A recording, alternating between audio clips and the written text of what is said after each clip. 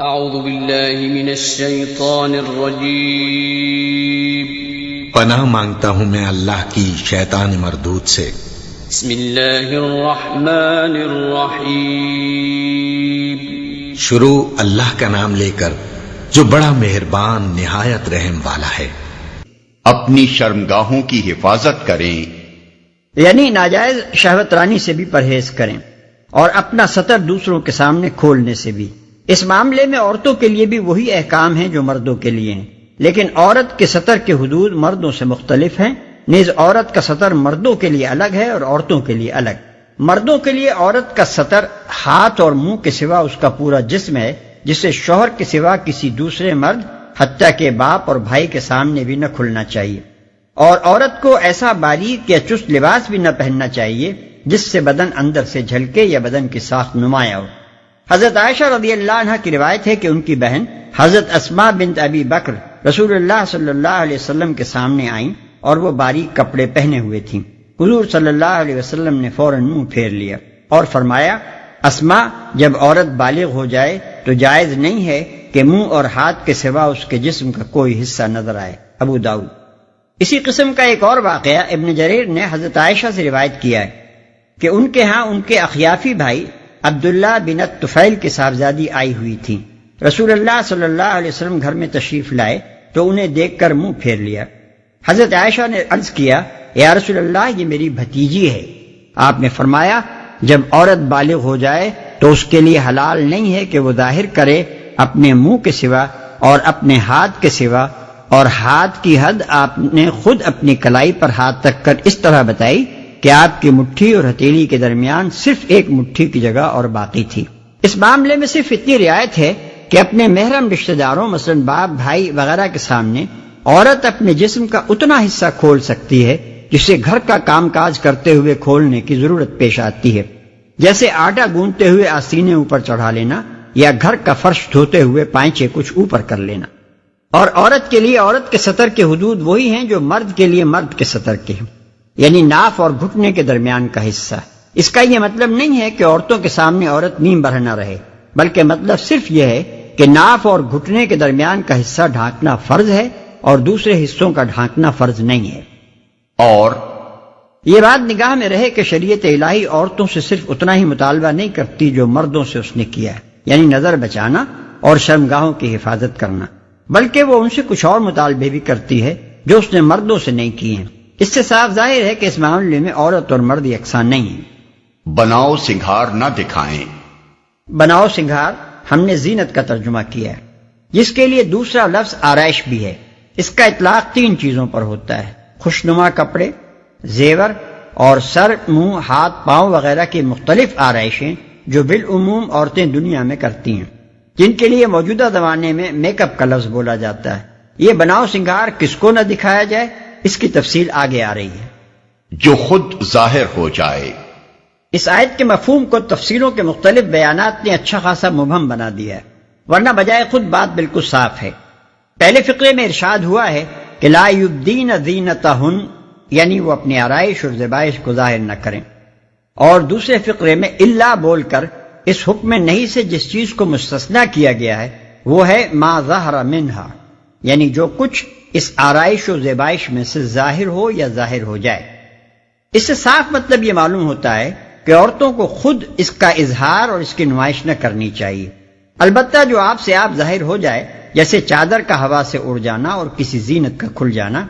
یا جو آپ سے آپ ظاہر ہو جیسے وہ چادر جو اوپر سے اوڑھی جاتی ہے، کیونکہ بہرحال اس کا چھپانا تو ممکن نہیں ہے، اور عورت کے جسم پر ہونے کی وجہ سے بہرحال وہ بھی اپنے اندر ایک کشش رکھتی ہے،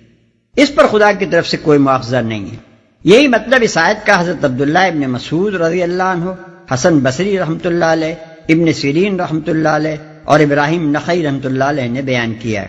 اس کے برعکس بعض مفسرین نے ما ظہر منہا کا مطلب لیا ہے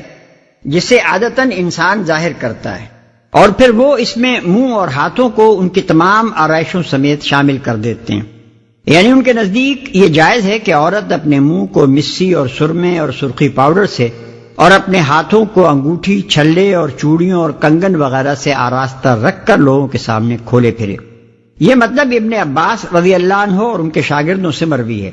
اور فقہائے حنفیہ کے ایک اچھے خاصے گروہ نے اسے قبول کیا ہے۔ احکام القرآن جساس جلد 3 صفحہ 388 اور 389۔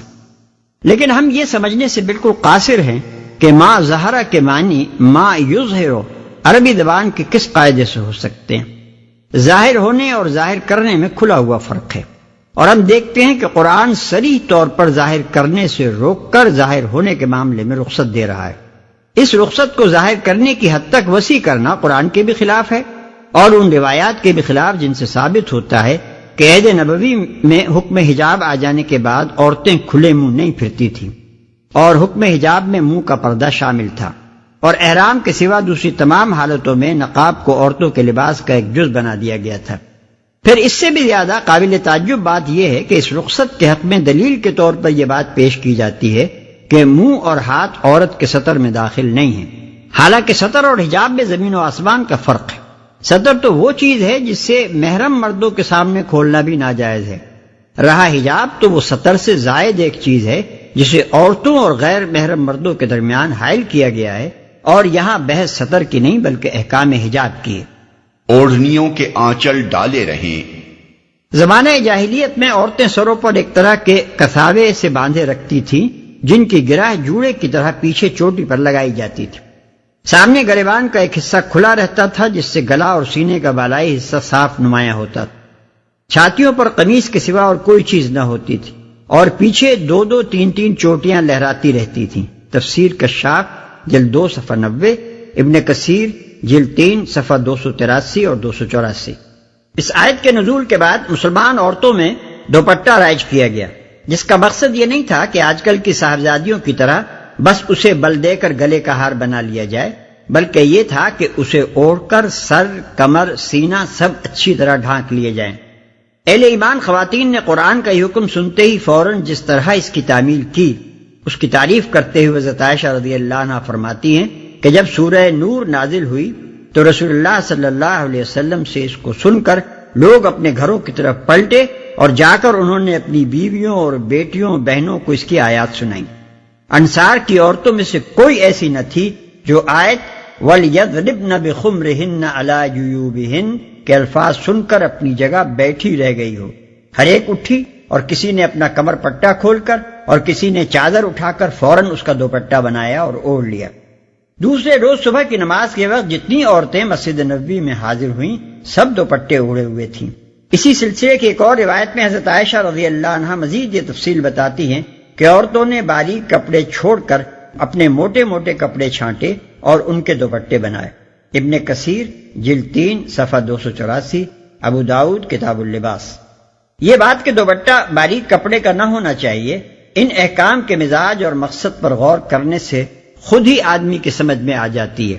چنانچہ انصار کی خواتین نے حکم سنتے ہی سمجھ لیا تھا کہ اس کا منشا کس طرح کے کپڑے کا دوپٹہ بنانے سے پورا ہو سکتا ہے، لیکن صاحب شریعت صلی اللہ علیہ وسلم نے اس بات کو بھی صرف لوگوں کے فہم پر نہیں چھوڑ دیا بلکہ خود اس کی تصریح فرما دی۔ وہی عقل بھی کہتے ہیں کہ نبی صلی اللہ علیہ وسلم کے پاس مصر کی بنی ہوئی باریک ململ یعنی قباتی آئی،